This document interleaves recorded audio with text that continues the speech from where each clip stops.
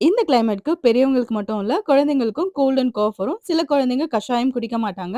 அந்த மாரி குழந்தைங்களுக்கு இந்த மாரி டீயா ப்ரிப்பேர் பண்ணி குடுக்கலாம். ஒரு 1/2 லிட்டர் தண்ணீல ஒரு 4 கற்பூரவள்ளி, ஒரு 10 துளசி இல, அதுக்கப்புறம் ஒரு 4 இல்லன்னா 5 தூதுவளை இல. 2 இயர்ஸ் அபோவா இருந்தா தூதுவளை இல நீங்க சேர்த்துக்கலாம்.